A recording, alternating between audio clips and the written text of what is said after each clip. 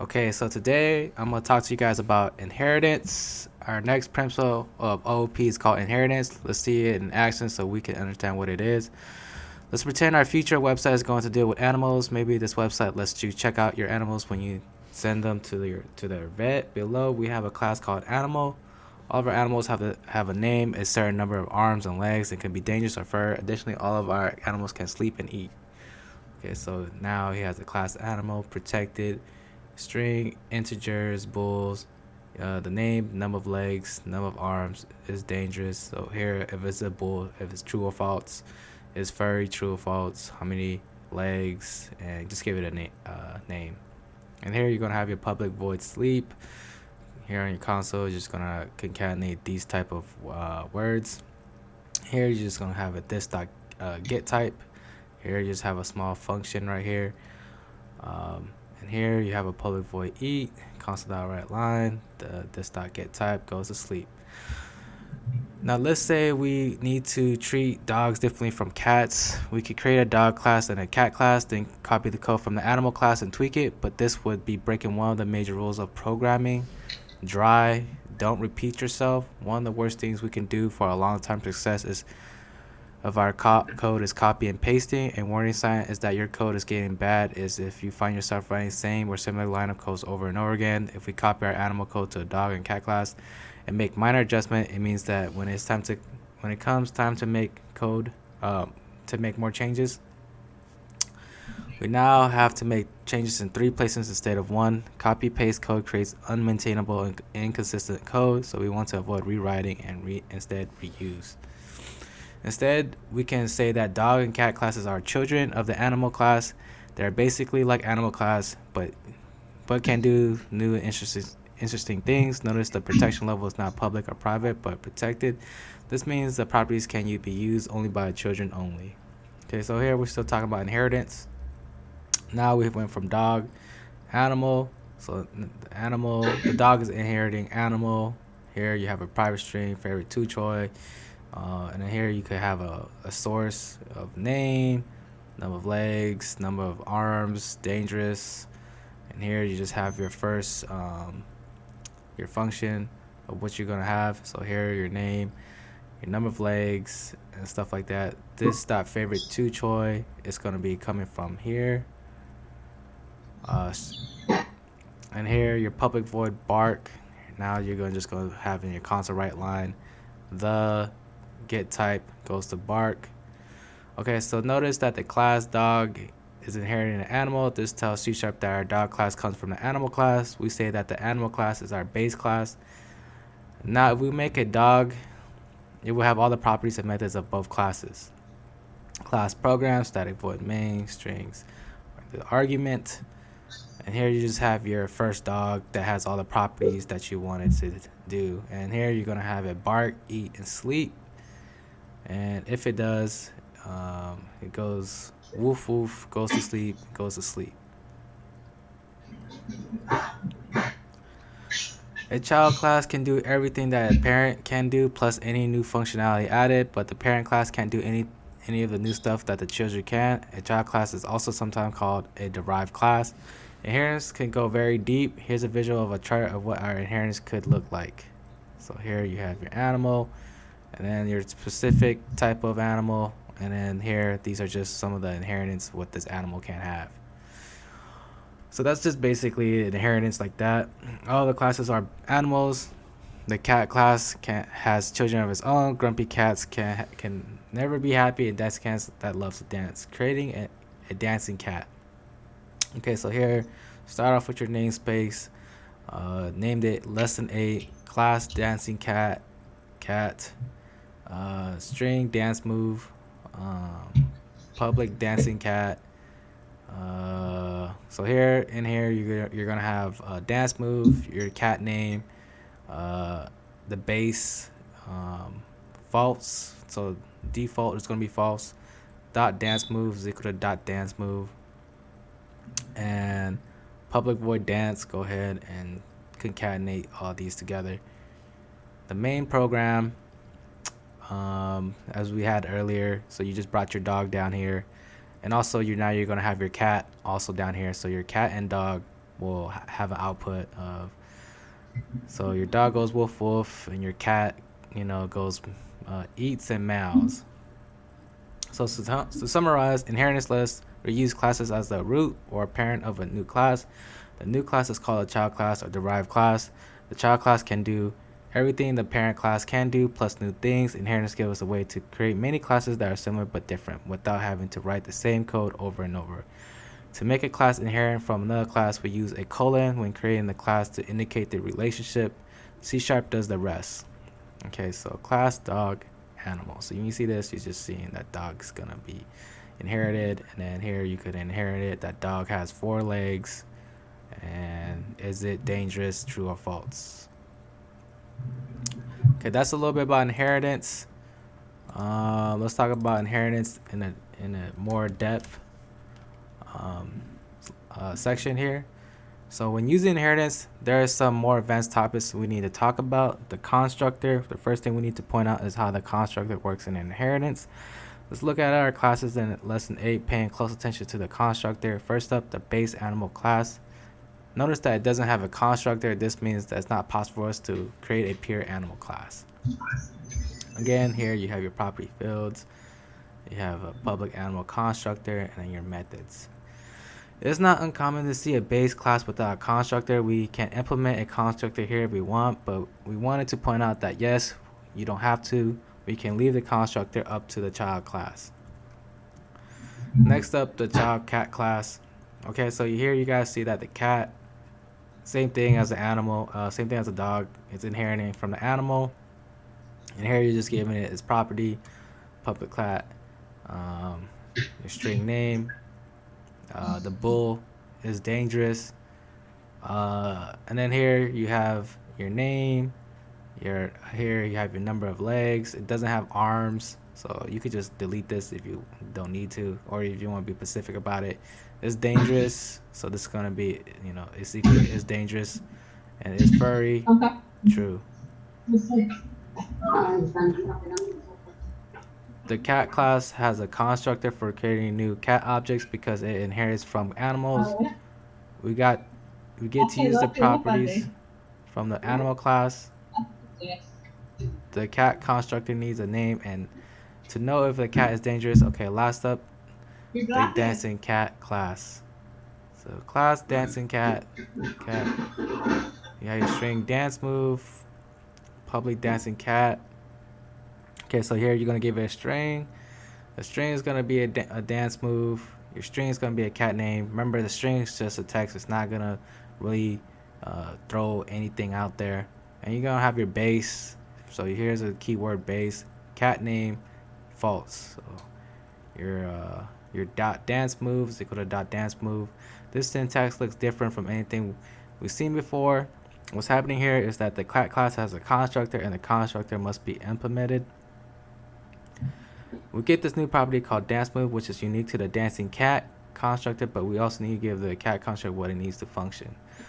So the constructor is broken up to what dancing cat needs and what cat needs. We write the syntax by including a colon and then letting C# know what is being fed to the base class so that it can work. Essentially, we have to satisfy all the constructor to get this child class created. So here you guys just see a pipeline of what's going on back and forth. Here's the syntax: public child class, what the child class needs to start, and then your base, what the base class needs. Okay, so when we talk about child classes, we say it has a relationship. A dancing cat is a cat is an animal. Because of the child class are also their parent classes, any constructor from the parents must be satisfied. Special keywords. Finally, here we have some advanced keyword options for inheritance. Keyword. So here you guys have abstract, virtual, static, abstract. When used, this tells C# that the method will not be implemented in the parent class. Implementation is left to the child classes. So it has a constructor and creates objects. No, but the child objects do. Virtual. When used, this tells C# that the method can be overridden by the child class. So you're going to be using these a lot when you're coding in C#. This does have a constructor and creates objects. Here you have your static. When used, this tells C# that the method stands alone. It's implemented by the class itself and doesn't rely on an object. Static methods belong to static classes, and typically you see these as things like math.min, system.random. These classes don't create objects. You'll never have to create a math object to use methods of the math class. So you guys know what math.min and system.random is, correct? So no, these classes can't use any kind of inheritance. They stand alone. Okay, first up, we have virtual. When we mark a method as a virtual, we say here's a default behavior, but the child class can't override it. Let's look at an example. Here you have your class animal, protected string. Here's all your protective parts. And here's all the properties that's going to be protected, like your string, your integers, and your bool. Your public void sleep, here you're just going to throw another object out in the console that's going to just concatenate the plus this small little function here, get type plus goes to sleep. And it's just going to just do this the same over for eat and breath. In the animal class, we create a method for an animal to breathe. And we just print out that the animal is breathing through its nose. This will be the default behavior for all the child classes of the animal. Because here it's just you have virtual included. Then over here we create a fish class. We want to override this default behavior. We will override the parent's breath method with the new method that our fish can do using the keyword override. Okay, so here again, namespace lesson, name it whatever. Name it lesson 8. Here you just have a fish animal. And here just throwing off another one called breathe. And here the fish breathe through its gill. Okay, the takeaway here is that we can implement virtual methods in the parent class, then override them in the child classes. This allows us to have one set of default behavior and then change it up when we need to in a child class. Next up is abstract keyword. This means that we're going to say that there is a method for this class, but leave all the details up to the child class. Here's our example. The key difference is that our virtual method there is a default code, but with abstract there's no default code. It's up to the child class to have it. Back in our animal class, we need to mark that the class is an abstract. We get away with this because we never created a constructor for animal. The rule here is that when a class is marked abstract, it cannot have a constructor. Again, you will often see that the base class is an inheritance and not have a constructor. So you guys will be using abstract class animal a lot. Now that animal has been marked abstract, we create an override method for all of our animals in the animal class, public abstract integer sell. This says that we will have a way to sell our animals, but how we sell them is left up to each child class. So here you have your fish, your dog. You're going to public override integer on sell, and then here you console.write line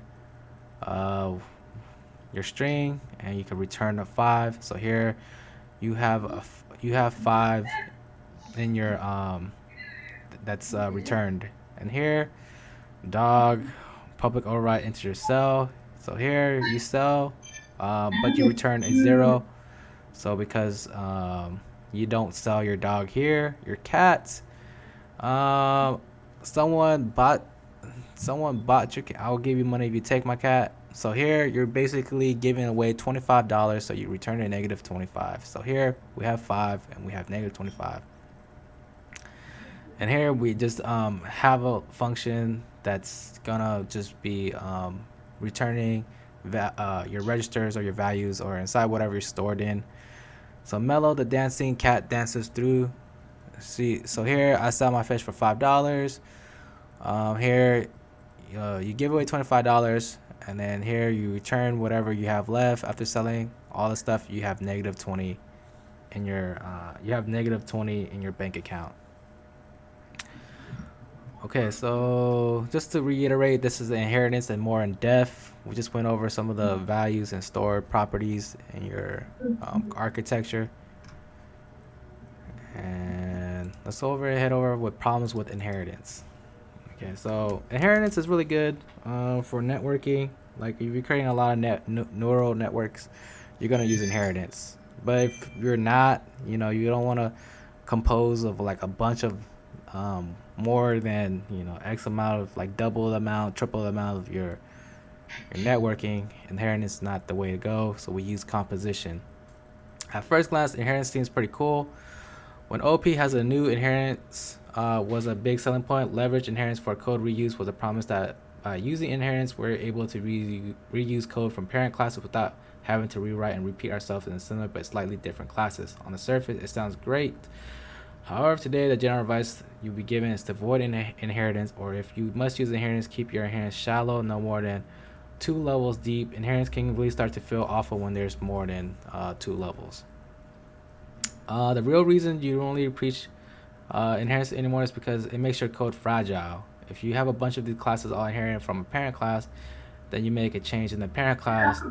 That change ripples down to all the child classes. But wait, the child class expected the parent class to behave this way, not the new way, and now the child classes are broken. This code is fragility. So probably the most famous book on the object-oriented program is called Design Patterns, published in 1994. You don't exactly have to read this.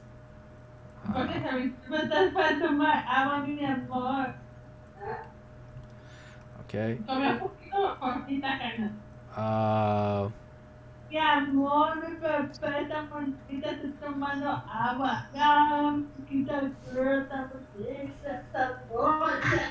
all right.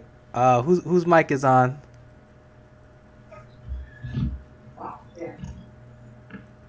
Design Patterns is a horrible book to have to read, and we don't recommend that you try it.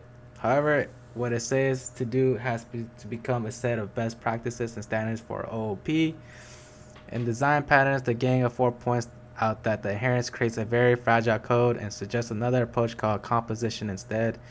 We'll also summarize a lot of the major points from this book so that you don't have to read it. The bottom line, inheritance is a good tool for cases where there's a need for many similar slightly different classes. Don't go crazy with inheritance. Try to keep inheritance to just 1, 2 to 3 levels deep. Don't try to shoehorn in inheritance. For example, a table should never inherit from an animal. All right, so here you could do some further learning, and summarize this. Don't use inheritance more than 2 to 3 levels. All right. Okay, let's talk about composition, a better method. Favor composition over inheritance. So we need to be careful when using inheritance. What can we do instead? The technique is called composition, and it's very simple. So here, we're just going to favor this part. So this, if you do a lot of composition, right? So this is really better for your neural networking now. Class A will able to adapt to class B. Composition is called a has a relationship. Class A has a class B that it can use. Let's look at an example. You run a website that sells gym membership. You have customers who have memberships. Membership also have renewal plans, so customers get better deals by signing up for longer plans. Here's our customer class using compositions. Okay, so here membership is another class, and we tell the customer it's created. The new membership is created for the customer. The customer has a membership. Then in membership, we see a composition again where the membership has a renewal plan. So here you just have your enumerated list level, basic, premium, and lifetime. So these are just whatever you're enumerated. Your class is going to be membership. You're going to have your public plan. You're going to have your public level.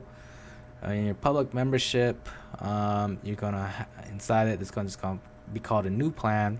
So you're going to create a new plan. And your public void change membership.level, new level. So here's going to be a new level. And then the renewal plan class here, you're just going to have another class for your plan. And here you're going to have your enumerated renewal plan that could be up to 3 year, 2 years, annual. And your renewal, your public plan, public void change renewal plan dot renew equals renew. So this style of composition makes it easy to have customers with different kinds of membership at different renewal plans. Okay, so here you're just gonna go ahead and enter your data.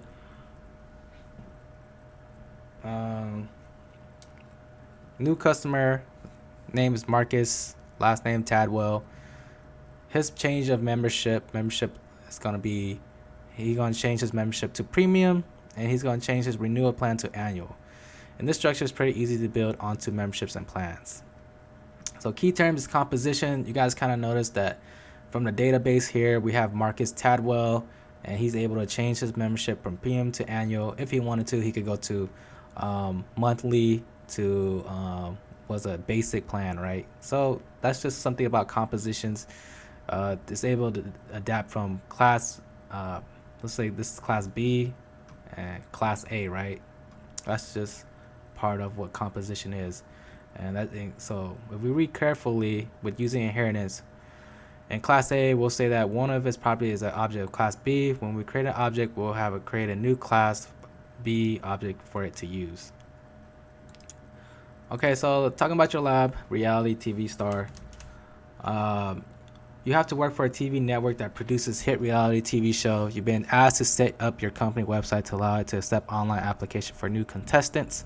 There are several different TV shows and online application that has different. So for this lab, I want two of your labs, lab 8 and lab 7, your documents done by July 6, 2020. Go ahead and have both of them written up, submitted through Canvas for grading. As usual, you'll work for a large team, and the code that you write someone else will get hooked up to an HTML form. Your job is to use C# inheritance to create several different classes of applications to store the answers. Okay, so number 1, your Dream House Hunters. Number 2, your Paradise Island. And number 3, Above Deck. The base application class, all applications need to include this data: first name, last name, everything that's a person detailed for. So when you open up your ID card, all this should be on there. And then you're gonna have these methods: submit method, accept method, and then you're just gonna do some of these for your other labs. So your House Hunter class, your Paradise Island class, and your Above Deck class. And then you're going to test it, right? You're going to test it, debug it, and then write every step by step, line by line, code by code out. And make sure you guys reference where you're getting the code from. If not, then let me see how differently you coded. All right, so that's going to be your 8.5 lab. And that's it.